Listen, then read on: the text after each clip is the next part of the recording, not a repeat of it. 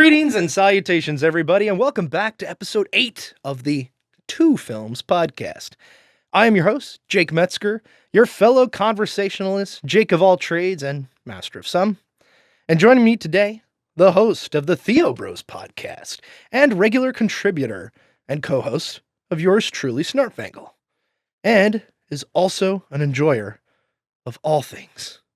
Ladies and gentlemen, David Reed. Well, I would say it would be a stretch to call me an enjoyer of all things. I don't think I finished writing your intro, and I think that's just where I left off of it. In So, fact, In fact, enjoyer of some things would be pushing it. That would be a Yes. stretch.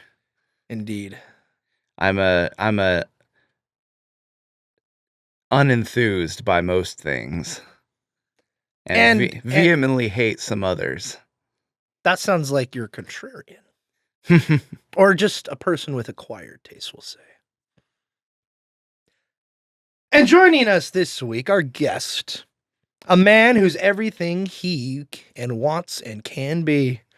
The majestic, the adventurous, the blonde, Blaine Kringle. That's me. Hello. How you doing, Blaine? I am doing A-okay. How about you, my good friend? Doing just dandy. That's Space awesome. dandy. Space Dandy? Mm. You've seen Cowboy Bebop, right? Yeah. Have you seen Space Dandy? I have not. I've been seeing that. It's my next on the list. I hear that's pretty good. Yeah. So Oh, I've been told. you've never seen Space Dandy? No, I'm a fake fan. I get it. Dude, I think I have You season have 1 the on Blu-ray. Blu-ray. Yeah. it took me a long time just to watch Cowboy Bebop with you guys, dude. It was Yeah, like, yeah. dude, Yeah, I think Josh went on vacation or something. I'm like, Oh my gotta gosh, finish this dude. guy's too bad. we're finished I'll without have you, to bro. You know what we need to watch through at some point Mm. is the whole first season of Darker Than Black. Yes, I would really like to do that and maybe do a peak analysis on What's it. Yeah, that'd be cool. What's Darker Than Black? It's an anime. Not a fanime, but an anime. It's a really cool anime that I originally saw on Netflix, and then it got taken off Netflix, and it was Funimation had the rights to it to Yeah. distribute it in the U.S., and then they lost the rights to it, and so it kind of became like almost like lost media. There was a second season made that's available everywhere, but it's like the whole vibe of the show is different. It's not near the same at all. But I did track down a grossly overpriced DVD of the first season at one point. Paid like $70 for it, Woo! DVDs of all things. but I have it. And That's it's a fair, that's fair. great, just the first season by itself is a great show. So I just went to justwatch.com where you can go and find different shows and where they're streaming, or you can Mhm. purchase them. Yeah. Darker Than Black is available on VIP something in Egypt. And then the only other territory it's available in is Japan on Amazon Prime. Well, I guess I'm going to Egypt, guys. Well, I think that's Or actually Japan. a corner cut you can do on your Amazon account. You can make a Japanese Amazon account in America. Like, you can freely do that. In fact, you can do that and then purchase stuff from Japan. And since we're pretty friendly with them as a country right now, with America, you might be able to sneak around some tariff stuff too. I know. a guy. Not gonna lie. So just it works. I've followed a Twitter thread for years, and everybody Yeah. confirms in there all the time Mhm. it still works. Oh. As far as I know, I haven't tried it though. That's fair. But yeah, maybe you can make a Japanese Amazon account and then go on Prime and Shibumi, Maybe that's the play. or you can just pirate it. You could also do that, Or you can just, do the least. or you can optimal way. just do that. steal it. Well, speaking of pirating, but watching things for free, that is, I just looked today, David. The Last Waltz, which we will talk about later on, is free on YouTube right now. Oh, Yeah. Hey, So that's it'll be nice. linked down in the Whoa, that's description cool. for all of you guys to watch it, if it's still there by the time you hear this podcast, if you're savvy.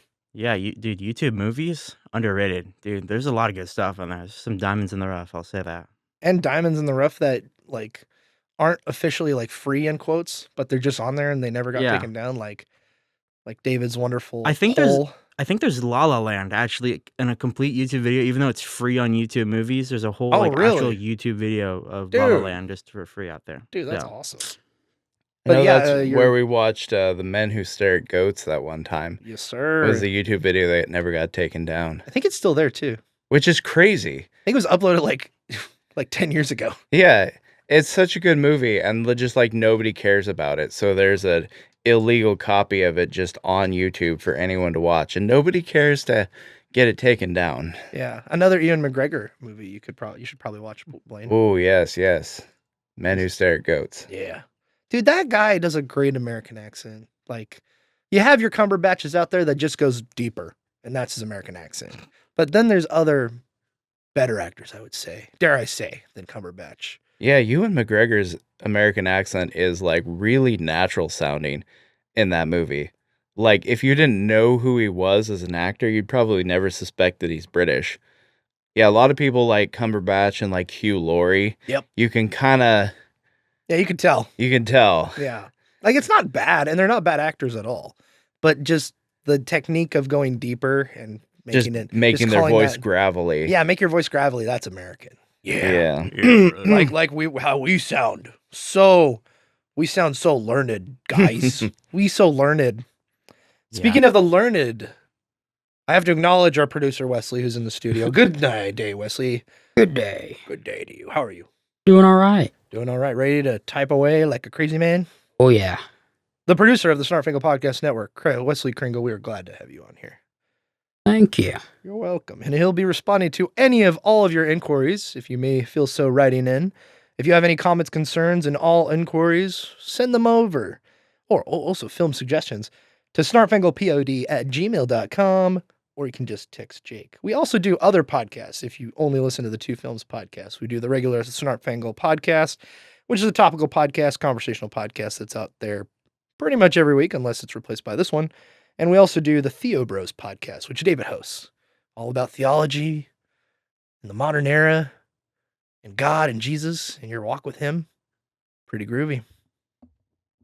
And for those uninitiated, speaking of which, the Two Films podcast is a show where we take two films and we pair them together with a coherent or not so coherent theme.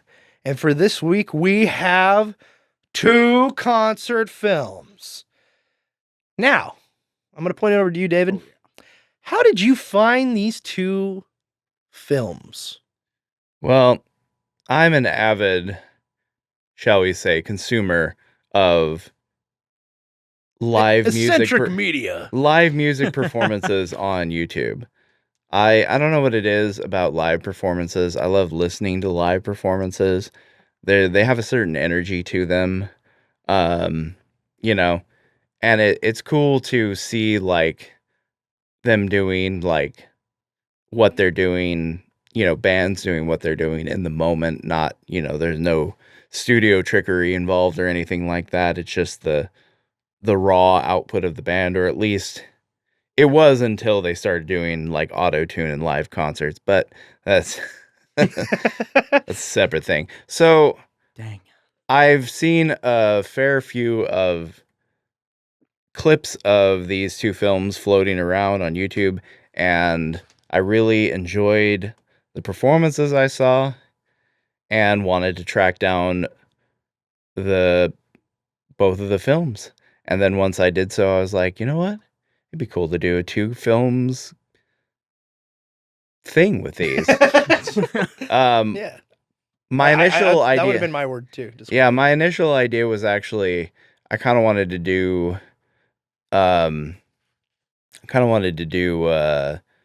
Pink Floyd's Live at Pompeii. Ooh, that's a good one.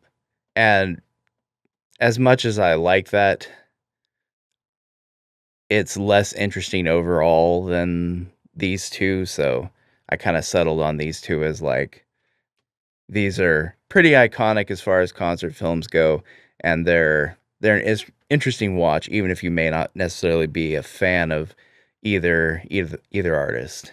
Yeah, I think it's interesting because you could do just a regular, you know, this is a filmed concert, but actually the two films that we're talking about today, by the way, are the Talking Heads film, Stop Making Sense, and the band film, The Last Waltz. But I think it's awesome because these actually feel more like films than straight up concerts.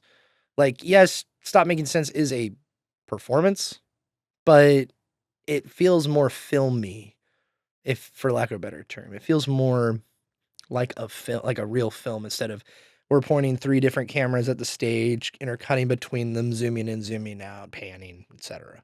Which is basically what all concert films or most films are, but these feel different, I would say. Because I've seen some other concert films and they're like, okay, it's a cool live performance or whatever, and this was great, depending on what you're watching. But these like have real production and really feel well thought out, especially the Last Waltz.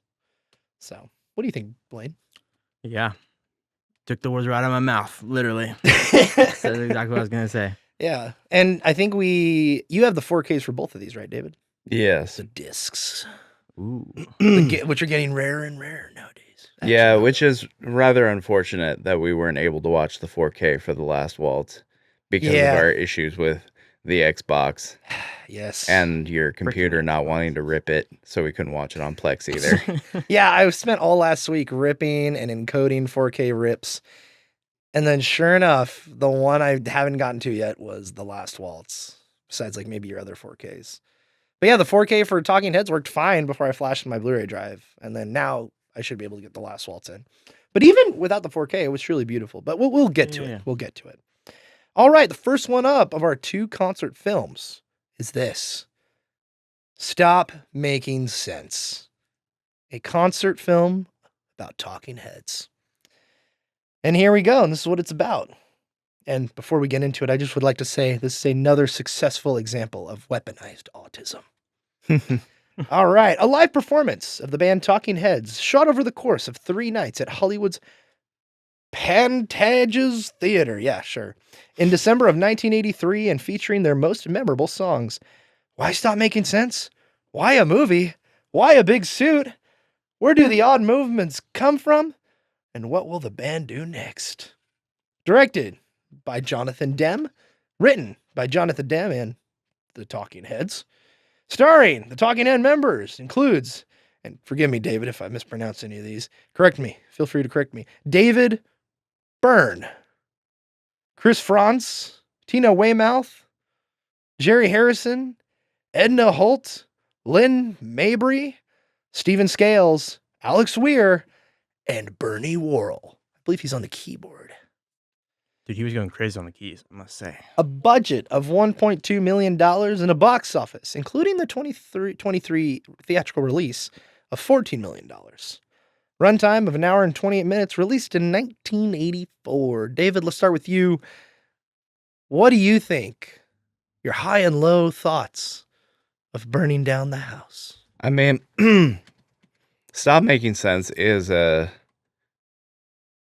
I would say it's a visual tour de force. It's like, not only is the cinematography excellent and really engaging, it's just incredibly entertaining to watch David Byrne do his thing on stage.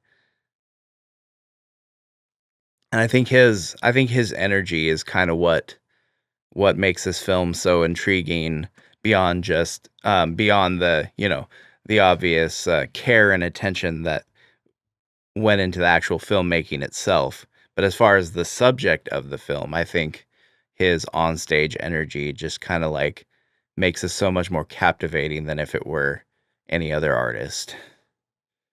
Indeed. Mr. Blaine, what do you got? What are your overall thoughts on this Talking Heads film? Honestly, just like watching the stage build during the whole movie after every song, just watching the stage get more and more beautified, I'd say. Put together. Yeah, because I don't know, it kind of reminded me of a construction site. Like the background was just a blank wall with a couple of like little thingies on the top. But like, yeah, just watching it all come together, and then, man, that guy can sing. Okay, and he got the moves. Okay, white ball got motion. Okay, he can move. All right. I think the word that I would use to describe it is what you said, David, is energy. This film has an infectious energy about it, just from their performance alone. But also, like you said, what was the word you used, David? It wasn't unrelenting. It was, I can't remember, captivating. Yes. It's a very captivating energy. And we'll get into it, but there's like some of the trivia here where like David Barron was like, or the whole band was like, no, we don't want to film stuff individually like they do in The Last Waltz here later on. where they take a song and they really perform it in its own like studio environment or another environment separate from the actual concert part. And Talking Heads, the whole crew was like, no, we don't want to do that because we want the energy of the crowd. And I thought that was a really cool choice. And it's funny how like we were watching it and we're like, man, what the heck? Like she is not playing those notes on that keyboard, or they're not playing those notes on the guitar, or that person's out of sync with their mouth. And I'm like, why? And then you find out it was filmed over like 3 nights live, and like they filmed like cameras on this side of the area, this side of the arena, in the back and close up. And yeah, that's why. So they can keep the music track going and all that. So, but speaking of the music, I love, like you said, Blaine, how it builds in the beginning and then it progresses on. And like one of the things I wrote down what you said, Blaine, was a quote, and you said, "I love what's wrong with this guy," pointing to David Byrne. And I remember watching, I think, Once in a Lifetime music video and a couple others from them, David. But yeah, you were pretty much the one that turned me on to these Stop Talking Heads folks. And yeah, they're pretty dang good. I like them a lot. I am picking up what they're putting down. So I see why you like gravitated toward this. I actually think this was one of the first, like, not Criterion, but one of these like A24 films I saw a trailer for, and I'm like, what? This is old concert and they're remastering it. This is kind of weird, but okay, people are into that, sure. And then they gave it a theatrical release. I'm like, whoa, people must really love this thing. And then like some of these years later, I'm like, oh, this is pretty good. I see why people like it. So yeah. David, what do you want to talk about to start us off in terms of what they included in the performance? Songs, movements, styles. What do you got? What was some of your favorite parts of this? Let's see. Well, one thing I liked is it was almost like subverting expectations. They started with what is probably their most well-known song. I would say well-known that people know that is by them. Yeah. A lot of people have heard Burning Down the House, but I don't think it gets associated with the Talking Heads very much. Usually when people talk about Talking Heads, they're talking about Psycho Killer. Yeah. That seems to be the one that people are most familiar with in connection with the actual artist. And so they do that they do that first. And it's not like a full version of the song. It's just David Byrne with his acoustic guitar and a little boombox playing a programmed drum beat. And he throws in some autistic glitches here and there. Some flavor to the But performance. other than that, it's just a very kind of almost boring performance, like acoustic performance of a song that I don't really think benefits from being an acoustic performance. But then he brings out Tina Weymouth and they do a song together, and then they bring out the drummer, they do another song, they bring out member after member, and by the time it gets to like the 6th or 7th track in, they're all there. But it's just cool how they don't just do a concert. Like it's very intentionally built up. And then when they end, it's like it's not even on one of their like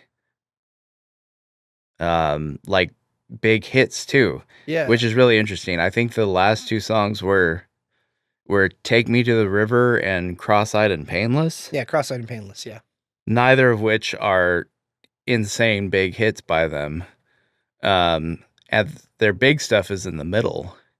So it's like, it's really weird how they kind of like don't structure it like you would think that a concert would be structured, especially with a band like this, who, despite their popularity, this is probably a way a lot of people would have been exposed to them. So in my mind, I would have done it like, okay, let's make sure we structure it in a way that like, highlights our big hits and makes it sound good, but it doesn't really do that. But it's kind of cool how kind of subvert your expectations a little bit. Yeah. And then of course you got the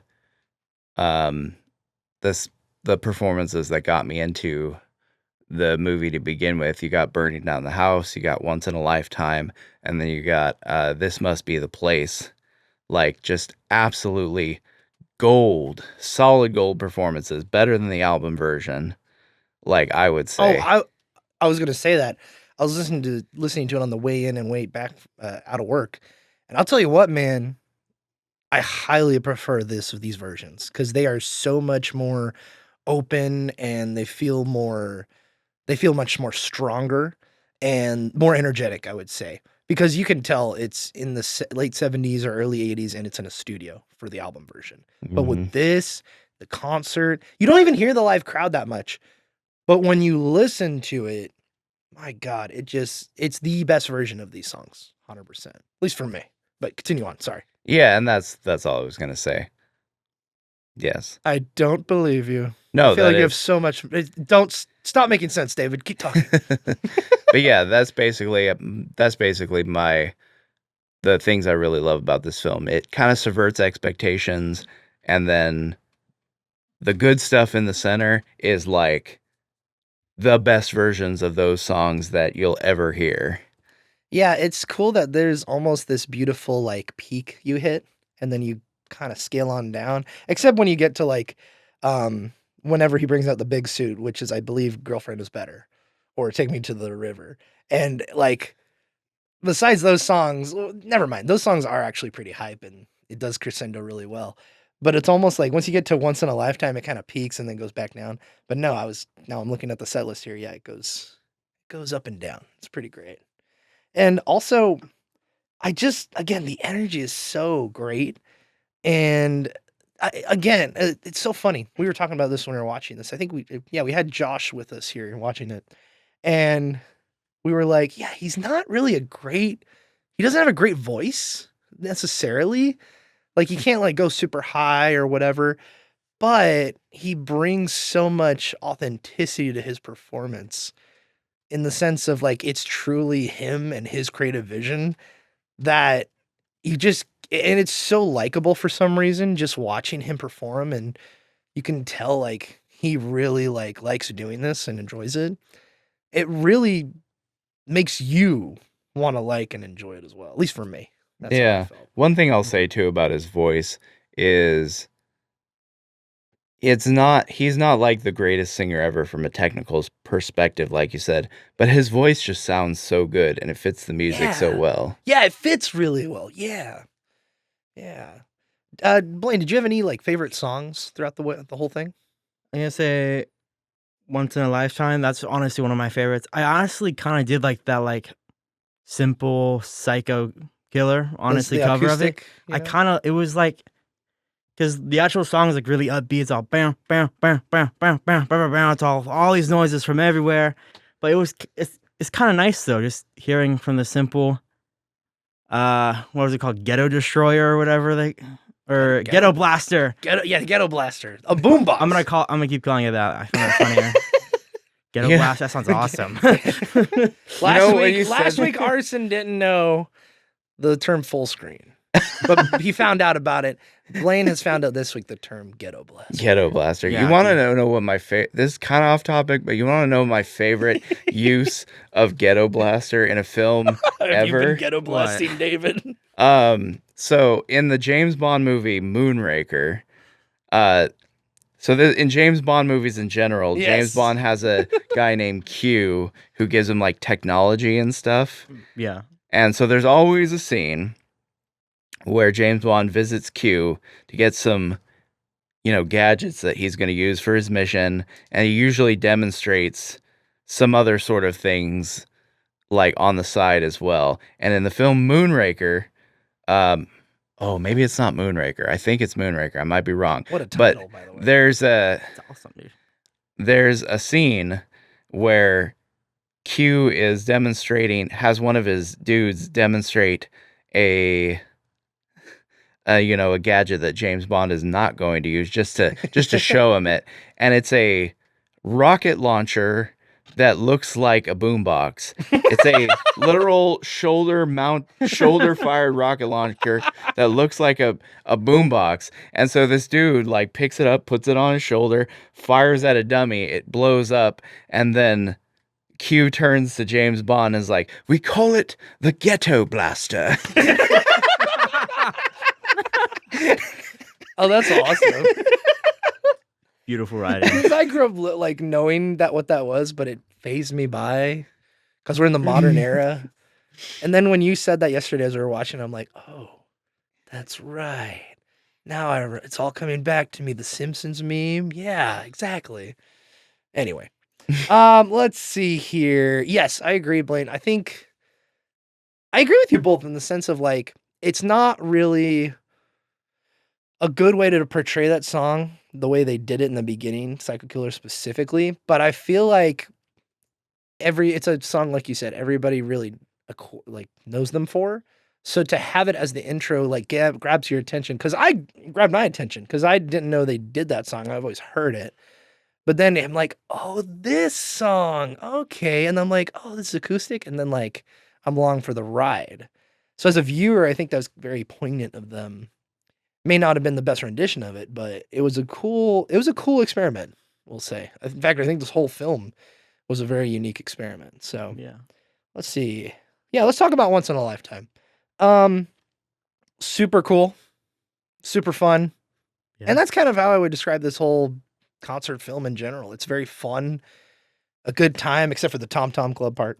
But It wasn't even that bad, okay? It was kind of it was mid, but it wasn't terrible. It brought okay? down the show, regardless. Okay. I would say. The man needed a break, okay? He was dancing, Agreed. he was running around that stage like crazy, okay? Agreed. It would have been better. It would have been. The funny thing is, it would have been better if they had done it more like the studio version, and not had the Chris Franz or whatever his name was interject all those like shouting bits. Yeah, that I was like, okay. Like that would have been. It would have been better if they just did the song straight.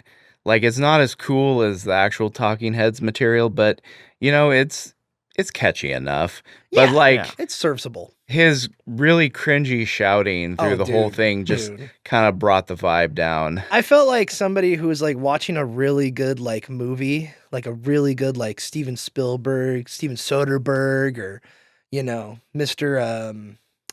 Paul Thomas Anderson kind of movie. And I'm like, oh, this is really fantastic, almost a masterpiece. And then you get the screaming, whether it be woke or anti-woke person screaming the political message out in the side. I'm like, oh my God, shut up. I'm trying to enjoy this, please.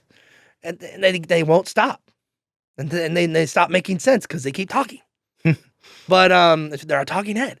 But yeah, that was like, I feel like the whole show kind of brought it down a little bit with that, because I'm like, oh, you could tell this is like obviously not as good. And I feel like in a different environment, this would be more well suited.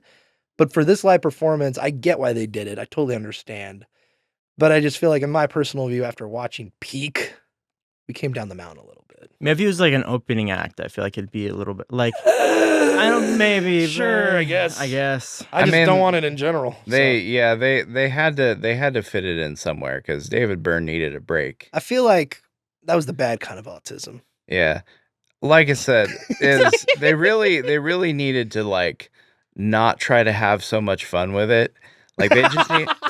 I think that was the problem. Police over Yeah. Is that they had. I think they're trying just too hard. Yeah, they were like. I guess he was maybe inspired by the high energy performance of, you know, Talking Heads material. Maybe he thought that, you know, he should interject some of that into the song somehow, to match the rest of the concert, but it wasn't the right kind of energy. Yeah, it was a different kind, and it kind of was a little, at least to me, a little abrupt. It's I like guess.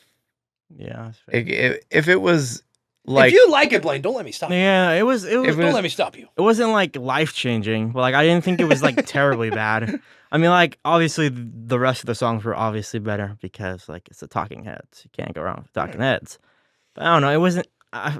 It's all right. If you liked it, that's fine. I don't like it, but I don't like it. You know, like I'm not gonna die on a hill saying, "Yeah, I love the Tom Tom Club. Yeah, go Tom." I'm like, it's all right. Like, Yeah, again, it was all right, I would say. Like, yeah, yeah, all right, let's move on. And then they thankfully did. Ooh.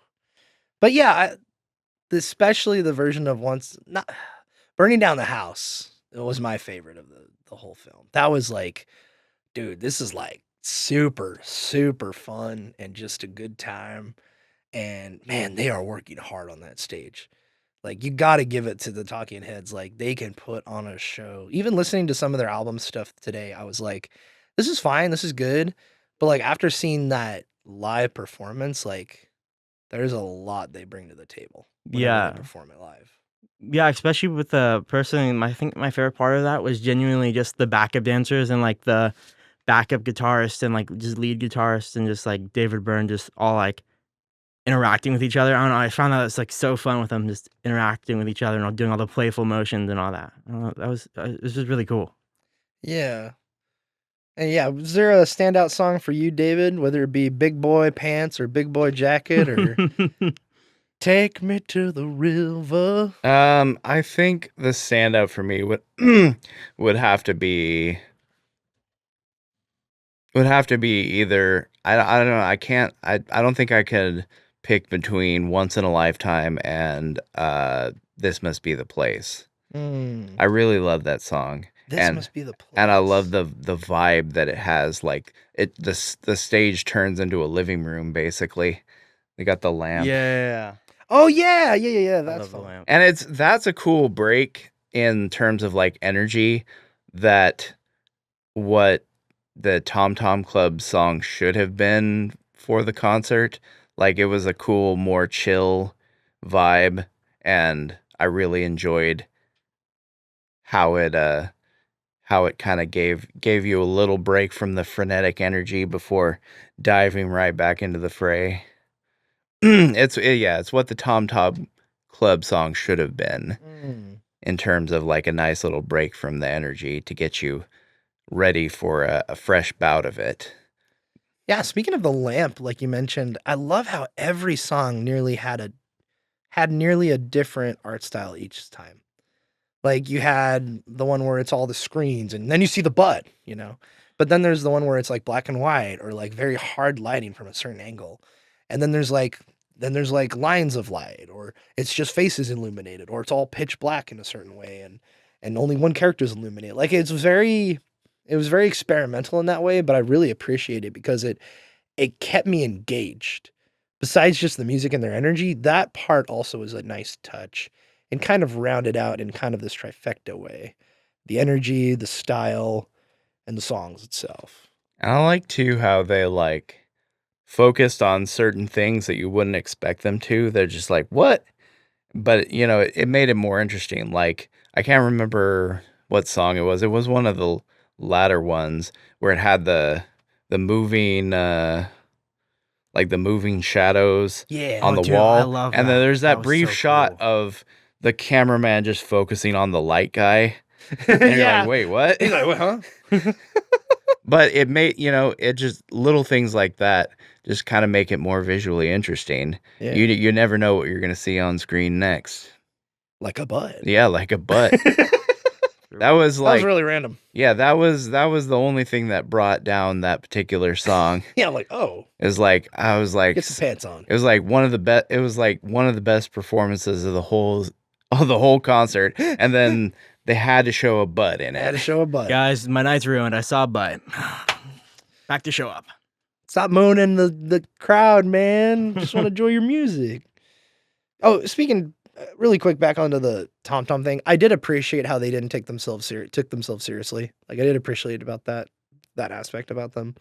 I just think that in a different environment, this would be much more appreciated. Like in the middle of all this goodness is something that's a little lower than that, and you can really tell.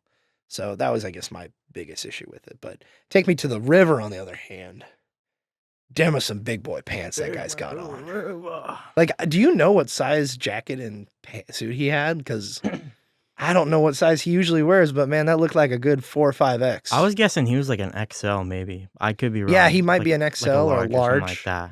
But man, this boy had some big boy pants on that Take Me to the River. Yeah, and it's really funny too. They were like internally braced, so they actually they filled like out. stuck to it. Yeah. Well, yeah, and they did that for the suit too. Like, you can tell. Like the shoulders and everything. Yeah. And speaking of like his body, David Byrne's movements, not just energy, but his beat. The beat of his swinging, his moving of his arms, the movements, all of that was just, it's like he wasn't white. He was on the beat like not a white guy. You know what I mean? Like it was beautiful. Yeah, that's one of those things. It's like him and the Red Hot Chili Peppers are like the most, are like grooviest. the grooviest white people you'll ever see. Dude, Play That Funky Music, White Boy was because David Byrne was in charge of the DJ, man. That's why. Play That Funky Music, White Boy is about David Byrne. But yeah, overall, just the style of this thing, it's just so fun to watch. I think it's well worth it, even if you have to rent it, 100% worth a rental. Oh my God, yes. And then if you're into concert films, absolutely, it's a must buy.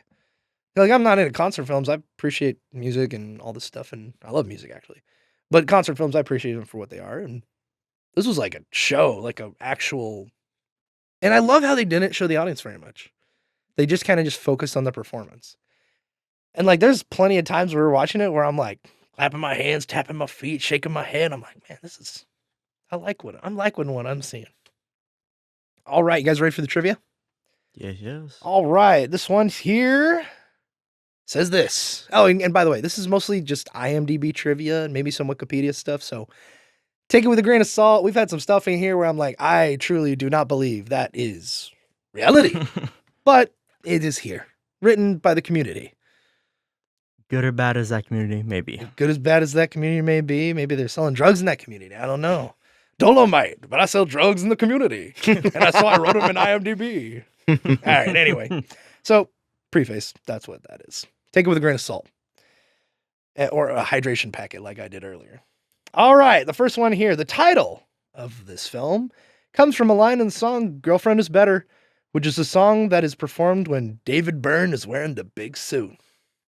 All right, next one up. The concert was edited together from 3 shows, and it being a live show, things not planned happened. The first night, David Byrne put on the baseball cap that was shown on stage from the audience, and the next night, it can be seen next to the drums so he can put it on again. And that's the baseball cap he put on the very end, actually. Oh, dude, that's so cool. Yeah, actually. isn't that cool? Like somebody threw it on stage. He just wore it during the performance. I was confused about that because I actually saw one of the camera angles and it had like the hat next to the drum kit. I was like, I haven't seen this drummer wear this hat at all. Like, where's this hat coming from? Yeah, and then he wears the baseball cap at the very end. I'm like, oh, that's the cap. Yeah. Okay. All right, next one up. As part of a promotion, this is funny, David Byrne did a mock interview in which he appeared in several guises, including a woman, an old man, and a sleazy Hollywood type, and posed questions to himself. The real Byrne provided deadpan, cryptic answers, such as the following explanation for the infamous big suit. In quotes, I wanted my head to appear smaller, and the easiest way to do that was to make my body bigger, because music is very physical, and often the body understands it before the head. That's deep. The next one is, the film was independently produced, and the band raised the budget of $1.2 million themselves. Dang. The 4 core members of Talking Heads are joined by backing singers Lynn Mabry and Edna Holt, guitarist Alex Weir, and keyboardist Bernie Worrell, and percussionist Steve Scales. Next one up. At several points, the sound and vision do not sync. This is particularly noticeable during Found a Job earlier in the song. Oh, and the song Found a Job. Earlier in the performance, a cymbal crash is heard, even though Chris France is not seen to hit one. A few bars later, he hits the cymbal, but no sound is heard. All right, next one up. The movie is notable for being the first made entirely using digital audio techniques. I don't know about that one, but I could believe it. I believe it. Next one up. David Byrne's staggering during the latter part of Psycho Killer was inspired by Fred Astaire in The Royal Wedding from 1951. All right, this is kind of a long one, but here we go. Jonathan Demme, the director, has stated that one night of shooting was dedicated almost entirely to wide shots from a distance, to minimize the intrusion of cameras on stage. Dem had considered additional shooting on a soundstage made to recreate the Pantages Theater, but the band declined to do this, as they thought the lack of audience response would have hindered the energy of their performance. Before the shooting of the movie, Byrne implored the band to wear neutral colored lighting to the stage lights, so the stage lights would not illuminate anything too distinctive. However, Franz's laundry had not come back in time for the first show at Pantages, and so he wore a turquoise-colored polo shirt for 3 nights for the continuity. All right, last one At up. least he's consistent. Yeah, he's consistent. Last one up. The big suit worn by David Byrne was inspired by Japanese No theater, which is known for having large, extravagant costumes. The suit was so big, it required its own specialty fitted hanger. Dude, I love that big suit. And I think that's probably the most iconic shot from this film, as well as probably the most iconic visual of this band. At least I would associate that with it, make that argument. But David, Talking Heads, it's not making sense. Why do you love it? And well, again, thank you for picking it. It was a very enjoyable experience. But what are your final thoughts on this film? Easily my favorite concert film I've seen so far. Yeah, definitely a must watch. Whether or not you are a fan of the band or you're a fan of concert films, I would say it's a must watch. Rent it, stream it, whatever. But yeah, if you're a fan of Talking Heads or you're a fan of concert films in general, absolutely buy this. Get this. Cherish it. Hold it. Close to your heart. Like, you can get the Blu-ray release pretty easily. I felt compelled to spring for the very limited in-production 4K release. And cost me it was like $73, I think. Dang. But it was well worth it. It comes with like a literal book. Yeah, it's The literally book is in really a cool. book. The and book discs are is in there really as well. sick. Yeah. So Pretty cool. I'm definitely glad I got a hold of this, and yeah, great film. Thanks for showing it to us, man. And Blaine, what are your final thoughts on Stop Making Sense? Anything you forgot to mention or you really want to point out in the whole entirety of it? No, honestly, it was just really, I don't watch a lot of concert films or just like going back. I like to watch concerts or whatever on YouTube and stuff like that. I find it interesting. But honestly, this is one of my favorite ones Yeah. out of the ones I've watched. I would say this is like a good recommendation. Like if somebody's like, I'm bored, I want to get out of my comfort zone, watch something, this is that. Yeah. Like even if you've never heard the music before, I think you'll become a fan of some of the songs after you watch this, because it's that good. And I think it goes to show, like, even as a movie, it really kind of, I don't want to dress it up too much, but it really does kind of transcend the term concert film, I guess. Yeah. Like, it feels like its own very unique thing of all things. So anyway, yeah, really enjoyed it, really liked it, highly recommend it. And yeah, you just got to appreciate the weirdness of it all. The uniqueness, the autistic authenticity of it all. Let me tell you, what a picture. All right, let's cut to our second film, David. And what is that second film? That would be The Last Waltz by the band The Last and Waltz. Martin Scorsese. That's it. Now, David, because of a certain activity that was forgotten about, I'm going to have you read the preamble here, as well as the directing thing. Oh. Yes. I'm I'm gonna have you read this. You're gonna have me And read don't worry, that. there's no hidden words in there that I'm not gonna make you say like the F slur by accident. Whoa. I mean, that would just be, that would be so unfortunate if I were ever to utter a word like that. That would just be, I don't think I could recover if I ever said a word like that. I mean, you've only been canceled 5 times at this point in the podcast. Okay, so let's the band. So you want me to just read Just the, read the all. preamble? Read it Okay, all. okay, all right, okay. Just read it all, David. All right, the band, The Last Waltz. The road claims its victims. The film showcases the final performances of The Band, an influential rock group who worked with some of the most acclaimed musicians throughout the 60s and 70s. Hosted on Thanksgiving Day in 1976, the band bids farewell in one final performance along with a slew of those acclaimed musicians to play along. Directed by Martin Scorsese. Written by Mardik Martin. I'm not familiar with that person, but He wrote the films Raging Bull and Mean Streets. I see that, but I've never seen either of those. It's all good. He's just a writer. Starring the band, Rick Danko, Levin Helm, Garth Hudson, Richard Manuel, and Robbie Robertson. Also starring Eric Clapton, Neil Diamond, Bob Dylan, Joni Mitchell, Neil Young, Emmylou Harris, Van Morrison, the Staples Singers, Dr. John, Muddy Waters, Paul Butterfield, Ringo Starr, Ron Wood, and Ronnie the Hawk Hawkins. Yeah. If there was anything that he was hawking, it was those screams of his. He was definitely becoming a hawk. Let's just say that. Yeah, he was. Ooh. Made on a budget of $35,000, the box office of $324,247. Runtime 1 hour 57 minutes. Released 1978. So, what are our thoughts, David and Blaine, of The Last Waltz? Let her rip, Blaine. Yeah, you start us off, Blaine. What are your thoughts on this 1976 performance? Whatever Ronnie the Hawk was on, he was definitely a hawk that night, okay? Those ah! Oh my man. That was crazy, okay? Oh, mama. That was What something all right. was the name of the song he did? I can't remember. forgot. I have it in here somewhere. Let me bring that up here. I got it. Yeah, while he's looking for that, it's really confusing trying to figure out what songs are what based on the Wikipedia.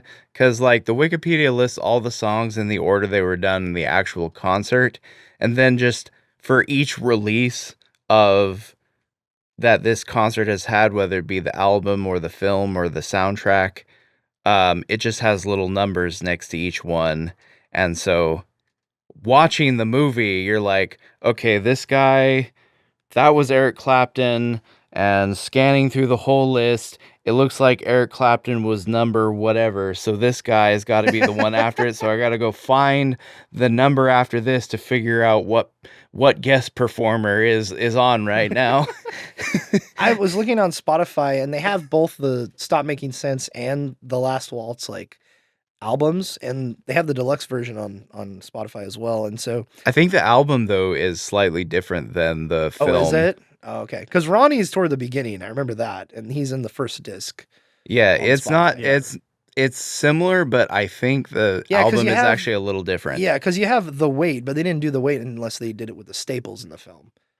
Like they had the Staples version of the film, and this in the album is different. Like it's just the band doing it. Yeah. But yeah, Ronnie did the song "Who Do You Love?" Oh, that's right. That's right. The you know what's really funny is I think that's the I want to say that's the same. I want to say that's the song that was made famous by Bad to the Bone guy. Oh. Oh. No, that's a different guy. That's Dr. John, right? Well, Is Dr. John that older gentleman they were singing with? No, Dr. John was the piano player with the funky suit and the Yeah. Oh, weird heck voice. yeah, that dude was dope. That was awesome. Dude, I loved that performance. I'm like, man, he is tickling them ivories. that's true. Who's the band I'm thinking of? It's really funny because George Thorogood. There we go. Okay. George Thorogood does a rendition of that song, and it's really funny to hear it here and in a completely different style. Oh, and I'm thinking of Muddy Waters, I believe. That was the older gentleman. The older black guy. Yeah. Yeah, that was Muddy Waters. Muddy Waters. And that performance was so fun, by the way. Like, just watching them like, and that's kind of like this whole film. They're watching like the reaction. They're reacting to the main performer that's guest appearing on stage, and you could tell they're like really into it, or like really perplexed by it, or pretty much like, okay, Well, I know for a next, fact you know? just because of how rock music came to be is they were probably all starstruck. Oh, really? Like rock music, like the musicians like Eric Clapton, um, like uh, I can't like Jimmy Page, Jimmy Page. such. They basically cut their teeth on listening to old blues records that were not widely famous among white people, basically, the record buying population. So they listened to stuff like Robert Johnson, like Muddy Waters, Oh. people who weren't widely known at the time, and that's how they basically got into playing music. So a lot of these people were probably quite starstruck because this was probably one of their biggest, like, inspirations and influences, like on stage with them. So you can imagine him being like just doing his thing, and they're They're probably like, just like, "Whoa." oh my God, we get to play with Muddy Waters. Yeah. Like It's so- imagine if you got to drum for your favorite artist ever, Blaine, like you would be starstruck token. the whole time. You would be just like, would be pretty you'd just be starstruck. like in disbelief, like, oh my God, I'm on stage with whoever, Pink Floyd. Oh my gosh, that's Whoa. crazy. So that's probably why they were digging it so much during his performance. Yeah, it was just, I think that was like for me one of the biggest things about watching this was like it's a very kind of bittersweet documentary to watch because it's like, oh, this is their last gig they're doing, but they get to go out with a bang and get to perform with all these amazing people that are definitely not part of any of our generations here. But this was like mainly my parents' generation, and I grew up listening to some of the folks that were on here for sure. Not Bob Dylan, because I don't think my mom was a big Bob Dylan guy, but pretty much Joni Mitchell and a lot of other folks for sure. So, but yeah, a lot of these I never heard of. Like, I never heard of the person Muddy Waters, but I've heard songs by him. And then like that Ronnie Hawkman, I'm like, where has this guy been all my life, man? I need to know more about this feller. But yeah, let's get into it. So David, why did you pick this? How did you hear about this? Again, this has to do kind of with YouTube. So this band is most famous for their song "The Wait." Yes. Even people who've never heard of this band before, the band, probably know the song, or at least have heard it at one point in their life. And I just happened upon a short clip of this film where they're them performing "The Wait" with the Staples Singers, and I was like, I just love the performance. Again, it's like kind of like the Talking Heads thing. It's better than the album version. Yeah. And then when I discovered that it was part of a larger film, and I discovered what was it? The night they drove Old Dixie down. Mm-hmm. I was just like, I gotta track this down. I gotta track down the rest of it. And that just kind of coincided. Me eventually happening upon the 4K Blu-ray of it kind of coincided with me getting interested in concert films in general, because at that point I had just bought the Stop Making Sense and the Pink Floyd film. Yeah. And so I happened upon the 4K for this shortly after that, and I was like, oh my God, this is where those YouTube performances came from. I got to jump on this. And then, after I watched a little bit of it, I hadn't watched the whole thing all the way through till we watched it together. But after watching a little bit, I was like, this is hot off the heels of also watching Stop Making Sense. I was just like, man, we got to pair these two films together. Originally I was kind of thinking it would be cool to pair Stop Making Sense with Pink Floyd's Live at Pompeii, but when I saw this, I was like, as much as I love Pink Floyd, this is a much more interesting film overall. And looking into the history of it, seeing that it was done by Martin Scorsese of all people, and seeing that it was done at a time when concert films as like big productions weren't really done, it seemed just like so much more of an interesting thing to watch for like, non-concert film lovers than the Pink Floyd Pompeii was. That's my biggest takeaway too, as we were watching this, was they didn't know how to do concert films. This is 1978 when it was released, and then this was like some of the not the very first. There's other films before this that were concert films, technically speaking, but this one was like, how do we do this? And we want to document this, and we have the biggest up and coming director right now who did Taxi Driver, and he's doing this documentary, and he's got to figure out, Martin Scorsese's got to figure out, this poor little Jewish man has got to figure out how to cut together this thing and audio levels and cut it all together and ask questions and storyboard it and all that kind of thing. And it's awesome too, because I'm like, oh my God, he's the one who's interviewing all of the members. And Blaine, Martin Scorsese, I think you probably know. Yeah. He did Wolf of Wall Street, Shutter Island, Goodfellas, Casino, et cetera, et cetera. Silence. Yeah. He's done a bunch of stuff. And Taxi Driver. Raging Bull. I remember I watched Raging Bull and I didn't like it. But besides the point, it was cool to see his like fingerprints on this. Because I mean, I've watched a lot of Scorsese stuff, but I couldn't tell you that this has like his breadth on it. But it's very well made. Yeah, I wouldn't call this like emblematic of his directing style by any stretch of the imagination. I think he was definitely experimenting on this, especially when there was parts where just like he was talking to someone and it just like hard cut in the middle of what they were saying to their head in a different position. Yeah, that was so weird. And it was just like, Dude. like what you said, it was probably like just the dude was, He was stoned out. He's like, just sitting there thinking. 7 seconds of silence. And Martin Scorsese's like, we can't have this in the movie. He's like knocking his head back and forth, like, yeah, that's what I want to say. And like it cuts, it's like his head's like here, and then it goes to like, and it like jumps to the other side, and he's like, that's exactly. Also, the audio levels are so bizarre. It's Dude, like oh my the gosh. film starts with "play this loud," and then like the voices you can barely hear.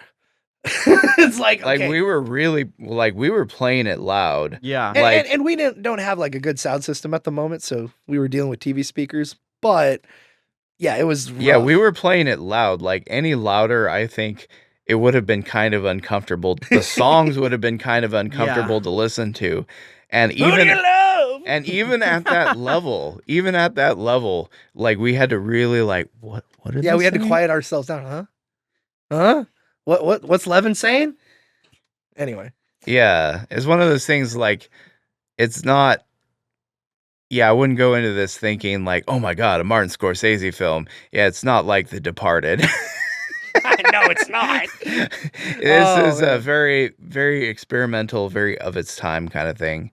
But I still enjoyed it a lot. I'm not like the hugest fan of the band in general. Like I like a couple of their songs, but I enjoyed this a lot. It didn't have the autism, but it definitely had energy. That's true. Very, very quiet energy too. There's a lot of drugs in the 70s, man. Whew. Like Levin Helm's drumming is dude. just a sight to behold. It's so beautiful. It's beautiful. Oh man. And the fact that he drums like that and he's also like a singing drummer on top of it, it's like, oh my God. Yo, dude. You're good. Super talented. Blaine, what are your thoughts, man? The Last Waltz. Honestly, before this, I had never heard of the band. I probably heard like a couple of their songs, but honestly, it was kind of like a good introduction to them. Like I'm actually looking into more. Yeah, it was good though. The definitely the sound stuff threw me off with the really loud music, and then the hey guys, yeah, what's up? And like That's our this guy last show. saying, yeah. Remember that time you stole that guy's joint, man? Like, just Oh, like you that. think this is? Do you think this is where Oh, where oh no. what's his That's face? God, I Hmm? can't believe I forgot his name. Is it Odyssey guy. Robert Christopher Nolan? Pattinson? Christopher Nolan? Nolan. You think this is where Nolan got his? Oh, his audio mixing. Yeah. It's like, oh man, this is what I should This do. is what I should do. This is it right here. Yeah, a movie about time travel where you can barely hear people talk. Great idea. Like he does the same thing. Like you barely hear the people talking, then all of a sudden an explosion goes off Boom! and it shatters your eardrums. Yeah, all of a like sudden- yeah, it's you the hear- same vibe. You hear Bane like, I was born in the darkness. And then like he punches Batman and it's like the most loudest punch you ever heard. You're like, oh my God, it's like a gunshot. Speaking a little aside, Sure. everyone I know complains about not being able to understand Bane in Dark Knight Rises. I never had that problem. Me Someone neither. must go down with the plane, brother. I We must don't find I the don't body. understand why people had that problem. Like there's problems with that movie, Sure. but I don't think Bane's Bane's one of voice them. being understandable is not one of them. But I hear that complaint a lot. Yeah, so I say it for jest, but I also was like confused by that as well. But yeah, I think it's just fun to mime. Yeah. Party is that good. Yeah, exactly. I love it. It's I just like- mumble a lot. That's how I understood what he was saying. So I guess it's just me. say, Born in the darkness, come here, brother. molded by it. Molded by it. I drive a plane. Where the kid sings the national anthem at Oh, the yeah. football game. What a lovely, lovely voice. Oh Oh, man, that's funny. So much gold in that. that's Anyway, back to the film we're Back to the actually film. discussing. Yeah, we're discussing. I want to talk about the clarity, dude, because the remaster of this. Yes, we didn't. The 4K disc didn't work, but we watched the regular Blu-ray, and even in the regular Blu-ray, it was stunning to see film of this era in this much clarity. Yeah, you get the film grain, but my God, you can see every hair on their head. And as somebody who, like, outside of watching maybe some Johnny Carson clips that have been remastered from old reels, maybe, which there's a John Denver clip I mentioned before where, like, it's very clear, like, they scaled that sucker up and really remastered it really well. But outside of that, and maybe some other, like, random AI upscaled stuff that isn't really remastered, this is, like, crystal clear. Like, to me, it felt like it was so strange to watch something from the 70s in this level of detail, because all the stuff I see is either on the TV or news clips or stuff from that day that is in horrible quality and was in just over the air stuff or VHS tapes recorded. And it literally looks at times like I'm watching a portal into the past. Like, it's that good. And so I just was like blown away by the clarity of this. And I remember when I ripped I think the Blu-ray of it, David, it was like I was on my PC monitor and it was smaller and I'm closer to it. But even then I'm like, holy crap, this is insane. Like, such good quality, man. Yeah, Like, they did a really good job. them Criterion boys know their stuff. Yeah, dude. Yeah, and as we get into it, like, it's a slower film. It's 2 hours. It kind of drags for me. But to see, like, this documentation of kind of the importance of this band, like you, David, I'm not a huge fan of these guys, or not really well versed in their history, but to find out they played with most, if not all, of these folks at some point, and then this is their crescendo and saying goodbye, was really sweet, bittersweet at times, but also it was like very poignant to watch. It's also cool to see, too, like, them kind of, like, get a little bit of the spotlight, because they're not Yeah. exactly a well-known group, but they were very influential among people who were music lovers and who were musicians themselves. They were actually one of the first bands that I can recall that are actually, like, what you would call a Southern rock band. Like, Canadian Southern rock band.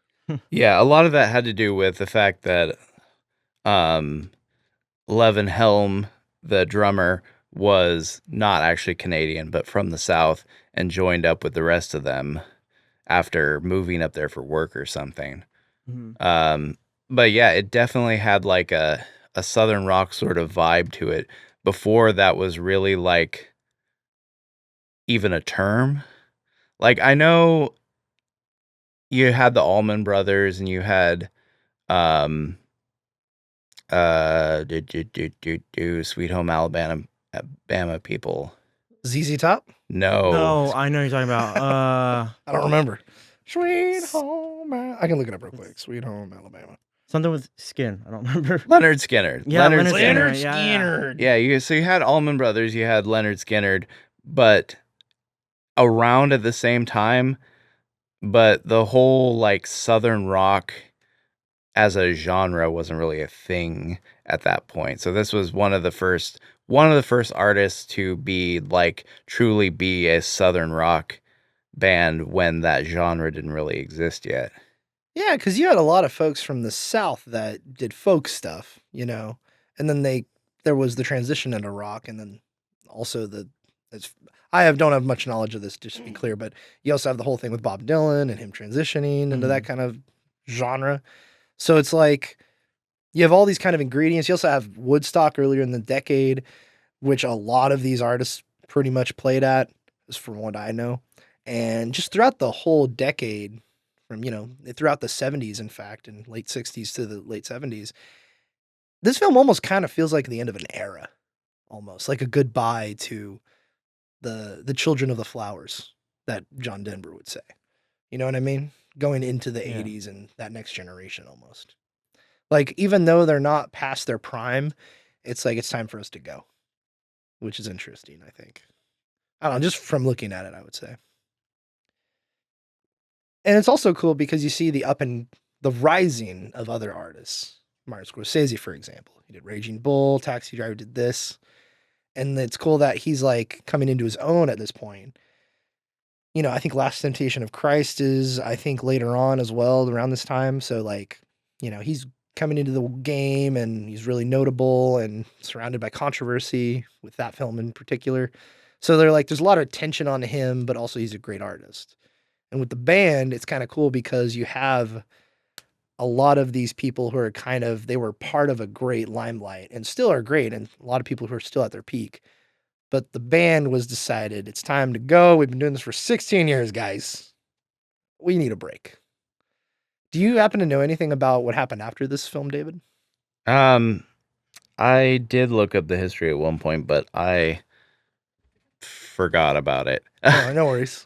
They did. I mean, they did sort of do a few reunions and partial reunions here and there. But yeah, they didn't like reform at any point in their history and just like become a full touring band once again. Like they've made the members of the band have made a few appearances over the decades, but nothing. But this was truly the end of the band as like a full-time thing. Yeah. Going back to who they played with, Ronnie Hawkins, man. I was not expecting to see something like that on stage. Yeah, that guy. I don't think the band expected to see something like that on stage either. That guy was something else. And if I remember correctly, so the guests, some of them were just like friends they'd made along the way, and some were artists who they had toured with or played for, because they kind of started off the same way as the Eagles did. They were someone else's backing band, and then they at some point just started making their own music. So Ronnie Hawkins, I do believe, was one of the artists that early on in their history, they were the backup band for Ronnie Hawkins. Oh, cool. Like it was like Ronnie Hawkins and the Hawks or whatever was the act, if I remember correctly. And so yeah, you have a few people like that, and Bob Dylan, where they were actually played with him as like supporting musicians, and then you had a few that they toured with, and then I think there was a few others like Ringo and Eric Clapton who were there mostly just as like friends of the band. Okay. That's cool. And then Bob Dylan, he's just there because... Well, Bob Dylan, they actually played for Bob Dylan, like on his tour. They toured with Bob Dylan as his backing band. And they were I know they were going to record an album with him, but I can't remember. I should have done my research. This is all stuff I'm just going off of memory here. There was a problem, and I don't remember if they ever actually got around to making an album with him, but there was plans for them to just be the band on his album. Oh, wow. After they did some tours with him. Oh, that's cool. Yeah, this was before they were their own thing. Like in the 60s or something. Yeah, that was one of the gigs that they picked up was touring with Bob Dylan. Dang. So that's they really got around.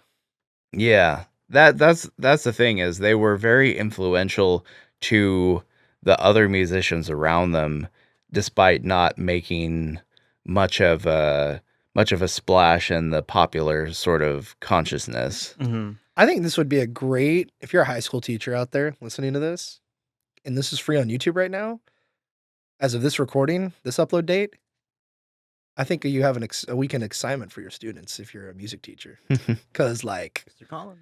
yeah, man, like, get in there. Let the students know, oh, this stuff is old, man. It's like, dude, shut up, kid. Like, this is some good stuff. And some amazing talent too. Like, yeah, I joke with Ronnie Hawkins, but dude, he's great. Neil Young's, like, I don't watch a whole lot of Neil Young or listen to him a whole lot, but that performance of Helpless, I don't know, man. It was spiritual for me watching that. For some Yeah, reason. he has It was kind of like something about it. when he's at his best, he does have kind of his voice almost has like a haunting quality to it. Yeah. Like it's almost like a lament you're hearing from like some distant memory or something. He has a very mournful quality to his voice when he's at his best. And when he's at his worst, he's pulling his music off of Spotify to try and get attention for himself. But yeah, I agree with you. That was one of, I'm not a Neil Young fan, but I did enjoy that performance. Although I honestly wish that he had done like a different song with them other than that one. If I was in charge of the set list, I would not have picked that song for him to do with them. I would have probably picked Cortez the Killer. I can't remember if that was out by this point. I think it was. But yeah, I would have picked something like that as opposed to what they did, but the performance was still good. Blaine, any performances stick out to you throughout the film? I don't remember her name.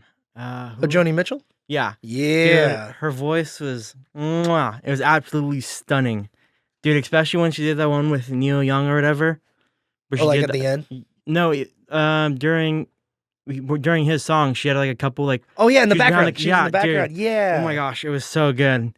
Yeah. She has such a good voice, dude. Yeah, that Coyote song, I think I've heard that maybe once. Maybe my parents played it throughout the years, but I was like, man, this chick's got some talent. Dude. Yeah. Like, wow. Like, I'm sure there's a ton of boomers out there that were like, you've never heard of this shit? Like, come on, man. Like, there's some good shit right here. And it is. And I feel like it's a really good set piece for her voice too, because just like the band have so much energy and so much talent behind them, like, you know, it really elevates the whole thing. Kind of gives it almost like a pushing and a pulling type of feeling where you got the high parts and everything seems like it's driving forward, and then she quiets down and they sort of pull back a little bit. It's really cool how it kind of like goes up and down with her voice. And you just don't really get that on a lot of studio albums. Yeah, and that's kind of the benefit of a lot of the live performances you see in this, in fact. And kind of like with the Talking Heads thing as well. I guess it's just, you know, the benefit of being live. You know, you have not just the crowd, but you have like the artists in a certain different environment that brings a different air about it, obviously. Like that's what live things are. But you don't have the live thing. You do have the live thing with the Wait performance by the Staples. But it's different, and I love this version of the Wait. Because the first time I heard it, Gen Z, y'all, that's what I am. But the first time I heard it was in Dawn of the Planet of the Apes, in the scene where the power comes back on, and the dude runs in the gas station because he's happy, and he plays whatever track he can grab, and he plays the Wait, and I'm like, this is a really cool song. And it was a poignant. It was a very. I keep using that word. It was a very notable part of the film because in all this darkness and dread in this film, there's this one light moment, and that song I associate with that light moment because it was a break from all the heaviness of that movie. Talking waxing poetic about an ape film here, but that song is where I heard it, and then throughout the years I've heard of who's the band, and then you, David, have thankfully enlightened me with this knowledge and the film. But yeah, let's talk about it. The Wait, that performance. Blaine, what are your thoughts? Which performance? Sorry, I don't The know. Wait. Oh, in the Nazareth. Oh, And all bad oh dead. yeah, that was a good one. I said, come on. That Looking was- for a place to hide. That was with the Something. Joseph and Mary Yeah. by my side. That's with the choir, right? With the three. Yeah, the Staples three, yeah, the singers. Yeah, Staples. dude, their voice was so good. Old Just Nestor that whole Ford. song, just that one lady in the Staples over singing. Oh, that one part, dude. dude. Dude, I'm like, Oh, whoa. and then the guy, dude, he was hitting down notes. The Dude. third verse. Yeah, dude, it was so Hey, good. tell me what Nestor. Yeah, dude, that was honest. That was another one of my favorite ones. Probably. I think I had some tears forming in my eyes. I'm not gonna lie, not because of the material of the song, but just the performance of that song. Yeah. Yeah, they were definitely on fire with that one. Another favorite of mine was the night they drove Old Dixie down. dude. Like yeah. Levin Helms, like Yeah. the emotion and the passion that he puts into it. It's like you can almost feel like because it's like a lament of it's a Civil War era lament about a person from the South who's lost his brother in a Confederate attack or in a Union attack on the Confederacy. And it's like, so it's this like sad lament about this person who has to continue on with their life despite all the losses that they've suffered, and like the emotion and that he puts into his voice, you can almost feel like the pain that this hypothetical person has endured because of it. Like when he sings the lyric, like my father before me and like my brother above me, I was like, oh, dude. I was almost like getting a little bit of moisture in my eyes. Yeah. Oh, I'm gonna have to go back and listen to that. That was down in Dixie. The night they drove Old Dixie down. God. I have a quote that I wrote down from you, David, when we were watching this. And the quote is this: "They're Canadian Confederates." So there you go. Yeah, I think that was when that showed the Confederate Oh, the flag. Confederate flag in the And interview. someone mentioned it, and then I was Yeah, like, oh, hey, the South shall rise again. Look at this. yeah, and I was like, they're Canadian Confederates. Because in a different part of the movie, during another one of the interviews, they had a Canadian flag up on the wall behind them too. So it was really funny. What if them Confederate people that still love the phrase "the South shall rise again," me not being one of them, but That's a good note to put there. what if they go and invade Canada, David, and they make the South and the North? No disrespect to I Canada. mean, There's nothing good in Canada. Let's bring some Southern hospitality to the Northern brethren. I feel like there's I probably feel like a fair. poutine and that could go well Ooh. together. I feel like there's a fair amount of Canadians. Almost said Catanians. Canadians. There's a fair amount of Canadians who would not be upset if the U.S. were to annex them. I love I always think of the quote from Meet the Robinsons. "Oh, you mean North Montana? Hasn't been called Canada in years." All right, continuing on. I just love the cinematography of this, guys. Yeah. The especially the editing. Ooh, baby. There is some like I don't know if Scorsese's team or if he partnered with Thelma, who's been part of his like editing crew for years, who's edited pretty much every movie he's done. But man, the editing in this was great. And it was really all well timed, near perfect, I would say. And I love it. It flows with the music. It highlights the right moments and also highlights some weird moments too. Like it zooms in, I think. Oh no, I'm thinking of Stop Making Sense. Never mind. There's a weird cut in Stop Making Sense where like it zooms in, I think on Burnell or Wernell, whatever that guy's name is on the keyboard. And he like looks up, he's like, huh? Like he's clear out of breath and like, why are you filming me? And then it goes to somebody else. But in this, especially in the wait, like you're in it and you enjoy it, and the editing just emphasizes it and uplifts it even more. So Scorsese directed the ish out of this thing, man. You know what I did enjoy in this film, which was kind of surprising because I was mostly like looking forward to this for the live performances, but I did enjoy the addition of the studio stuff, Yeah. especially where the sequences like where they did like I don't know what effects they used, but they made them like look almost dreamlike. It was a cool little addition. You Oh, had yeah. at the end, so the theme for the Last Waltz, like you had them performing it, and like Robbie on like the weird harp guitar hybrid thing, and like as the camera pulls back, and just the way it was done looks really cool. It was almost like it had this very like almost dreamlike, like it's not real Yeah. quality to it. And then there was also the studio performance with Emmylou Harris of Evangeline. I like that too. That was really cool. True. It reminded me, that shot reminded me of some shots in Raging Bull, where that's also a very beautifully shot film that Scorsese did. He did actually right after this. Raging Bull was 1980. And there's some shots in that where it gets a little dreamlike, especially when like he's in the boxing ring and he's getting defeated.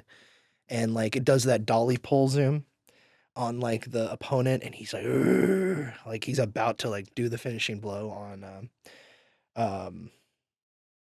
the actor, gosh dang it, I'm blanking, Robert De Niro's character. But there is some, you could tell there's talent behind the camera in this, and it's pretty cool.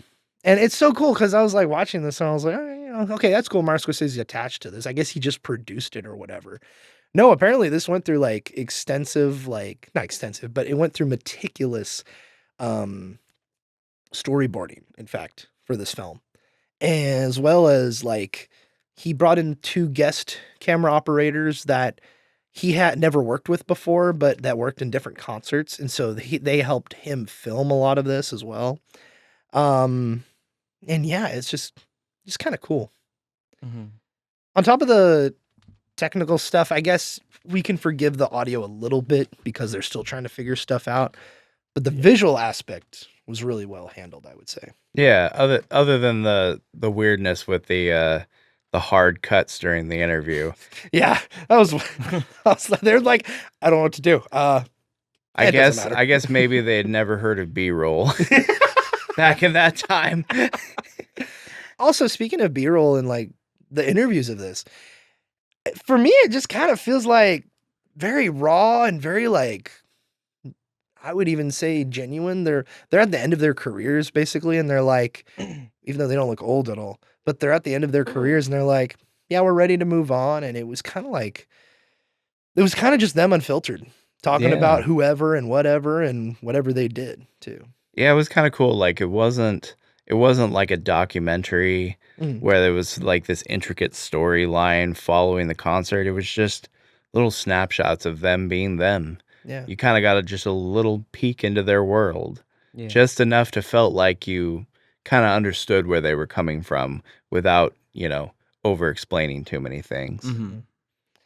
Yeah, and I love the the raw aspect of it. Like, yeah, I don't give a damn. Like, I'm just gonna say what I want and just say all these stories that probably shouldn't be said, but they are, or things they shouldn't say, but they're going to do it anyway. It's also an unfiltered time. Like, you don't have, the music industry's never going to be in something this kind of way anymore, unless you go into like some kind of indie subset of the music industry. So it was just it's very refreshing. Yeah, it was Watching cool this, to I would see say. too, because it's like just stuff you wouldn't have heard anybody else say, like, Levin Helm talking about sometime, and then it's like, and the jokes got a whole lot funnier. It's like just like really funny stuff that just, if this was like, really structured and filtered, you just wouldn't have got stuff like that. But it's cool. You just get those little moments that's like, it just brings some interest and some levity to the whole thing. Yeah. I was at work and somebody I work with is named Levin, actually. And I'm like, that's a weird name. I never heard about that. Like, I met them like a year ago. And then like last week, I was like, oh, shoot, Levin Helms. Oh, I should let Levin know. And then that next morning I went to him like, hey, Levin, I found somebody else that has your name. And Levin, Levin Helms, you ever heard of the band Levin? He's like, yeah, I was named after that guy. And I was like, oh, okay, cool. He's No, like, yeah, you my just parents ran named him. me after Levin Helms. No, they just named him after another Levin. It was really funny. Anything else before we get into the trivia, boys? Honestly, I think another one of my favorite just like scenes was the last official waltz, the last The last performance they sequence did. A of the zooming out with the lead guitarist with his half harp, half guitar hybrid thingy. But honestly, that was honestly one of my favorites with the, I don't know what piece they did in the background, but it was a really beautiful piece with the dreamy, like with the lights on the side or whatever. That does Yeah. remind me of like lamppost or something. Like you see like the back of a street and like, you're zooming out. Yeah, if this was modern day, they would morph this into a different shot of like Yeah. them playing in some fantasy land or a street corner or something like that, or an Yeah. alleyway. Yeah. But it was cool to like, they kept it, well, they did what they could. They kept it simple. I think the Mhm. budget was, only like 30 grand or something like that. Yeah. So they had what they had and they already had everything lined up. Also, real quick, I love that this was filmed on Thanksgiving because I didn't think about it until we started recording, where I'm like, oh, you know what? I couldn't tell you who's touring on Thanksgiving besides some football games. Like, everybody's pretty much got the time off anyway. So it makes sense that they would do this on Thanksgiving and have a whole bunch of people attend as well. Also, in the trivia, we'll say this later. I can say it now, but they fed everybody Thanksgiving dinner. Like, there was 1,000 people that showed up that were able to get in, and they cooked like 200 turkeys for them Dang. all to eat. So they fed the people, and man, those people had a good time. Some Imagine of being that the Southern room. hospitality. Heck yeah, dude. Man, the grits. Oh man, the grits probably cool. But yeah, like, imagine like you're full, you ate a nice, wonderful Thanksgiving meal, and then you get to watch like the best artists of the day just perform on stage and have fun. Like, God. Do you think they like ate with the artist, or do you think it was like artist eating? Well, they their- probably they were probably in the back. Or something. Yeah. Like, I had their own, like, when Yeah. you want to have like, That's fair. hey, I'm sitting next to Ronnie Hawkins and, Mr. Young's across the table and Diamond's next to me snorting something, so as he's chewing on his biscuits and gravy. So Yeah, why wouldn't you? that's fair. Not do drugs, but wouldn't you? Yeah. Why wouldn't you want to be with Why those people? wouldn't you do Why drugs? wouldn't you do that? Anyway, all right, let's get into the trivia here. Every camera, except for one, ran out of film during Muddy Waters' performance of Manish Boy. That's right. Yeah, that one. It resulted in the longest shot of the film, while Martin Scorsese scrambled to get the film cans reloaded. Dude, that's great. All right, next one. Levin Helms states in This Wheel's on Fire that Garth Hudson appears so eccentric in this oddly woozy interview because Martin Scorsese showed up to interview him unannounced at 6 a.m. in the morning. I don't remember that part, but all right. All right, That's next right. one up. Every camera except... Oh, I already did that. Duh. All right, to outward appearances. This appears to be a regularly filmed concert documentary. In reality, it was meticulously planned with exhaustive storyboards, created from a script that was made up of song lyrics. Next one up. The band's management had overbooked the show. 2 days before the show, they tried to have Muddy Waters taken off the bill. Levin Helm, the band's drummer, threatened not to play the show if Waters was asked to leave. Damn, apparently that Southern hospitality also has some Southern racism thrown into the fact in the 70s, David. All right, next up. Brian De Palma viewed a rough cut of the film, and when he saw it, he suggested to Martin Scorsese that he should either include more interviews with the singers or remove them from the film. So I think that kind of explains a little, like, imagine like they just had the performances and the rough cut was done, maybe an interview at the beginning and end. And then he's like, hey, you should intersperse a lot of this stuff because there's a lot of value you can probably get from this. So I think that kind of, and I think that's probably where we get the ending, the Last Waltz thing. I think that's probably also where you get a lot of the interviews. You could probably, you could tell that Martin was there probably for just a day in the studio with them, interviewing all of them about their stories and blah, blah, blah.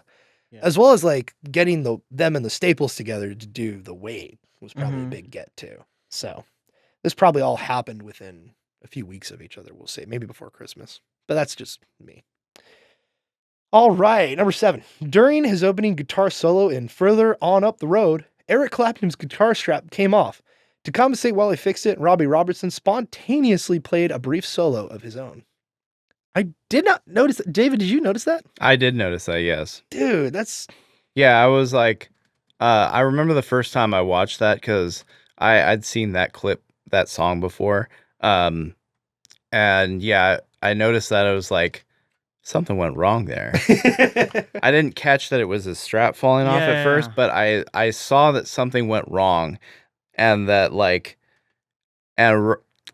man, Robbie Robertson was just so tuned in. He was just like, bam, just boom. Pulled out a solo right out of his hat. Dude. Just like off the cuff to just so there was no kind of dead air there at all. Dude. And then, once Clapton got back to, fixing his strap, he sort of did a little response to Robbie's solo. So it made the whole thing a little bit more interesting. Yeah. And that's kind of the magic of live performance. You get little just like unintended things like that end up making the song better than if things had gone quote unquote perfectly. Yeah, it's part of improvisation. And dude, those guys, I mean, they're probably masters at this point, like at this point in their life. They're like been doing it for decade and a half plus at this point. So it's pretty dope though. Like I love it when stuff like that happens and you're like, well, you get to witness it like, whoa.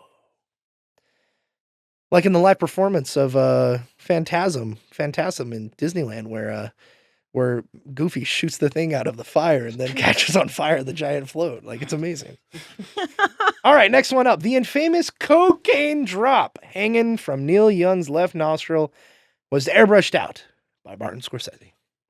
So I have a question about this because I've heard this written about. I've read this online.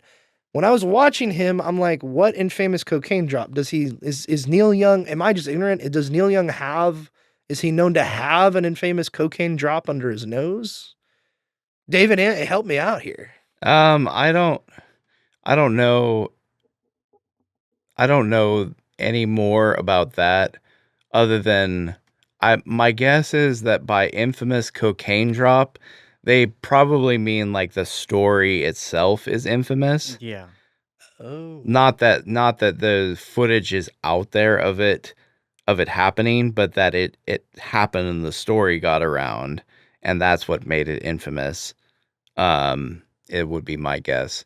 Because, yeah, I didn't notice anything on his nose. I noticed his lip was kind of red, but I didn't notice anything hanging out of his nose.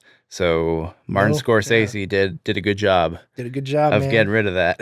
Getting rid of that coke. All right, speaking of him, apparently, allegedly, supposedly, reportedly, Martin Scorsese made this film for free. Yeah, I don't know about that one, IMDb. I don't think that's true. He probably got a commission of some kind. Yeah, I can't imagine he went. He could have also been just a huge fan and be like, I get to do this? Sure. That is plausible. Yeah, I mean, he was kind of an up and coming director at that point, and they were a veteran musical outfit, maybe not known very well by the wider public, but the people who knew about them definitely loved them. So let me see when Taxi Driver came out real quick. so it is semi-plausible at the very least. Yeah, he was an up-and-comer at this point because Taxi Driver released in 1976. So this was before any Oscars were in consideration. I believe there were some Oscars involved with that film. But yeah, that was released in the same year. So at that point, he was finalizing that. This is up and coming in 76 at Thanksgiving. So they're like, all right, okay, Martin, get this going. So it's pretty cool. If it's true, that's awesome. If he did get paid, that's also kind of cool. Either way, Yeah. like there's legacy attached to it. All right, continuing on. Levin Helm was very upset that Neil Diamond got a song in the film while he was trying to get 2 songs in the film of Muddy Waters. Man, this Levin guy loves Muddy Waters. Good for him too. Yeah, I mean, that's what I was talking about earlier is artists like Muddy Waters, B.B. King, Robert Johnson didn't get too much fame when they were during their prime, so to speak, because they were black. Yeah. And And dude, by the way, that performance that they did with Muddy Waters, they were having so much fun on that stage, dude. Yeah. Like, especially Muddy himself. Like, they were having a great time. yeah, so this would have been this would have been probably to Levin Helm by that story for sure, and probably to other people in the band as well. This was probably like their the thing they've always dreamed of, to play with one of their heroes, kind of a thing. So you can imagine that if he was pushing for two Muddy Water performances and got 1 plus Neil Diamond instead, I can imagine he would have been pretty pissed about that. Yeah. This is also probably the best way a band could go out. Happiness while feeding everybody and just playing to your heart's content. Sounds like a good time versus playing to 3 million people or something crazy like that. I would Yeah. kind of take a more intimate hundreds of 3 digits amount of people versus 7 digits amount of people. Yeah, there's a lot of bands that go out in a bad way, Mm. either because something tragic happens to them on the road, or just tensions get to a place where they can no longer stand to be around each other. And this is just like the complete opposite of that. Yeah, Like, it's really everyone is beautiful. just riding high, having a good In many time. ways. Yeah, in more ways than one. All right, last one here, guys. Bob Dylan, the good old boy, white boy himself, decided he didn't want to be in the film 15 minutes before he was due on stage. He didn't want it to compete with Ronaldo and Clara from 1978. Okay, whatever. Which was still in theaters. Okay. Bill Graham, owner of the Winterland, intervened and Dylan relented. He would only allow the last 2 songs of his performance to be filmed. This is what you were talking about, David, when we were watching this. Like, Bob Dylan was like, drama queen, doesn't want to be on there for whatever reason. And yeah, he didn't get his way, thankfully. Yeah, I mean, basically, from what I understand, for them to secure the funding that they needed to complete the film, they needed the studio's help, and it was like the studio was sold on, we're gonna have a bunch of famous people in here, including Bob Dylan. And so when Bob Dylan pulled out at the last second, they're like, what do we do now, guys? But dude, 15 minutes before actual performance is crazy. According to IMDb, yeah. So, but yeah, Maybe I true or mean, not, I wouldn't but- be surprised. By the way, in the ending performance, we were watching it, and I was like, yeah, he looks like he's kind of phoning this in. Yeah. But whatever, this is the end. It doesn't matter. But I don't know. He just didn't seem quite into it compared to everybody else, to me at least. Like, it felt like he was like, okay, like fine, forced. I'll do Yeah, this. yeah. Like, he was probably doing it as a favor to them, Yeah. and then he was I got a wanna do little it. up his own ass about it towards the end. Yeah.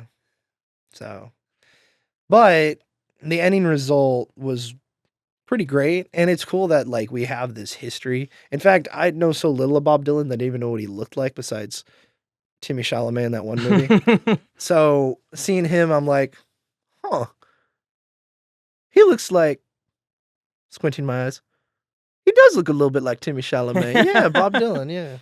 You squint your eyes hard enough, he kind of does look like Timothy Chalamet. All right, let's round it out. Last final thoughts on the Last Waltz. Blaine, what do you got? I liked it. Honestly, I That's it? I was honestly coming with low hopes because I had never heard of the band. Honestly, Okay. this is like the first time I've ever heard of them. Mhm.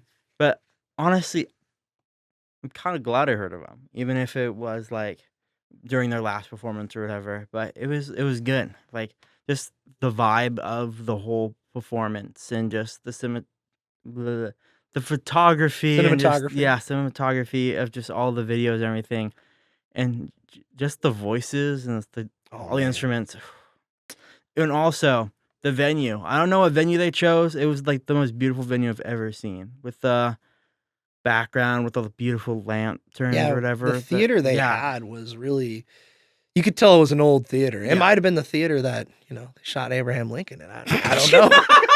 I'm joking, but it obviously wasn't that theater. Yeah. But yeah, it was a very beautiful venue too. Yeah. And it felt very homey, I guess. Yeah. It's got that 70s rust color to it. In fact, this whole film has that 70s film rust Yeah, color to it. especially with the fonts or whatever near the end with that orange. Oh, neon. yeah. I love that font. That's generally my favorite font. But back to the point. Good old graphic design before graphics were a thing. Yeah. David, final thoughts on your favorite concert film of all time, potentially? I wouldn't say my favorite. It's definitely up there, though. It's definitely up there. How many have you seen? Could you count them? Let's see. I've seen Like the those. Eagles one. Have you seen all of that Eagles one you were talking about? Are you talking about the Live at the Capitol Center Yeah. in 77 or whenever it was? Yeah. Yeah, I've watched the whole thing of that. I've watched 2, 3, 4 concert films by the Police. I've watched this one. I've watched Talking Heads. I watched the Pink Floyd one. You're running out of fingers over there.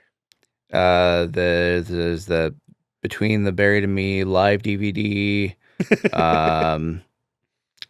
There's a few more too that I can't remember right now. So probably in the range of like 15 to 20, I would say. I'm surprised you didn't mention the Miley Cyrus final performance with Oh Tony, yeah, with, one Tony of my absolute favorites.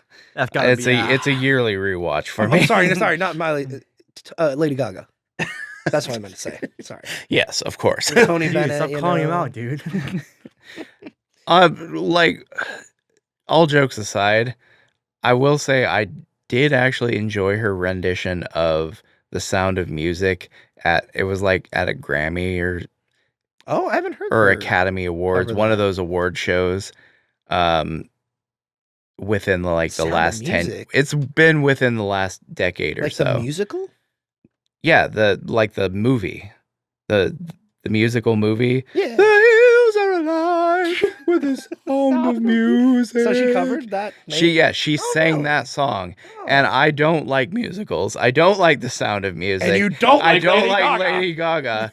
But for whatever reason, the convergence of all three of those things is actually pretty cool. All right, Lady Gaga has to be in a remake of a musical adaptation one of these days.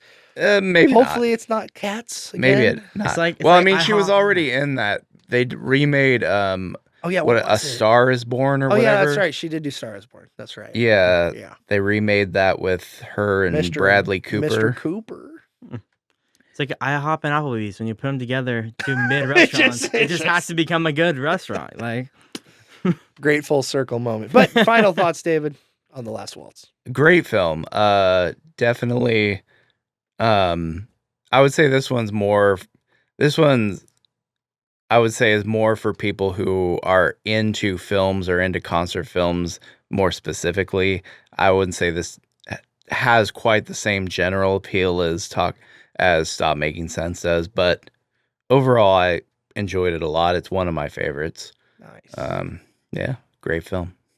And if you're interested in The Last Waltz, as I mentioned earlier, it is free on YouTube as the upload date of this video. So it will be linked down in the description. But if it's not, we got some clips here. I got the wait scene in here listed on YouTube if you want to go check a look at that, as well as the band's performance of Shape I'm In, as well as Ronnie Hawkins' Who Do You Love? So those are down there as well. Oh, and the Caravan scene from Van Morrison. By the way, Van Morrison, I didn't know he was ginger. Yeah. Man, I kind of loved that performance. As messy as like it comes off, I love it. He's got a great voice too. It's a very Yeah. powerful voice. Dude. Like, Brown-eyed girl. when you hear him in like the, studio recording of studio Brown Eyed Girl, recordings, yeah. not that it sounds bad, Mhm. but it doesn't sound as powerful as his voice does in Dude, this performance in this film. Goes for it in Yeah. this performance of the Caravan. It was cool. I liked it a lot. Oh, and you know what? I have some other links here for Talking Heads, including the cut songs from the Stop Making Sense film, the Big Business and Izamba, as well as the city's performance in there as well. And also, I forgot to mention it, guys. The Kermit Once in a Lifetime. Oh, cover. yeah, Dude. Yeah. We watched that after we got done watching Stop Making Sense. And Wesley, you got to watch this. Like when you're sitting down waiting for it to export, bro, just put on the Beautiful. Kermit Once in a Lifetime. Like, and the days go by, the water's going down. Great as it ever was, or whatever. What did he say? Same The as same it as it ever ever was. was. Same as it ever was. Yeah. This That's is not my great. beautiful wife. This is not my beautiful house. And he even does the little arm motion. Like Yeah, he does this. the arm motion for the music video. It's so good. It's so good. So anyway, those will be down in the description for you. And you know what? I just got to say, this was a really fun 2 films. Like it's out of my wheelhouse, out of my comfort zone. But you know what? That's what 2 films and basically Snarp Fangle's all about. It's finding cool media, pairing it up with something, and gives us a good excuse to talk about it. And to get your money's worth out of spending all that money on those 4Ks, David. Yeah. That's fair. All right, gentlemen. Well, I think we'll end it off there. And remember, I wrote something down. I got to read it. So, gentlemen, ladies and gentlemen. Oh, by the way, thank you, Blaine, for being on here. Thank Really you for appreciate inviting your me. time, Honestly, I'm hyped to do this. your words.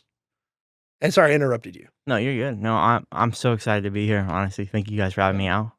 Appreciate you being here. Thank you, Wesley, for being the Yeah. executive producer of the Snarp Fangle Podcast and 2 Films Podcast. David, thank you for your money that you spent and the love that you shared with us as well.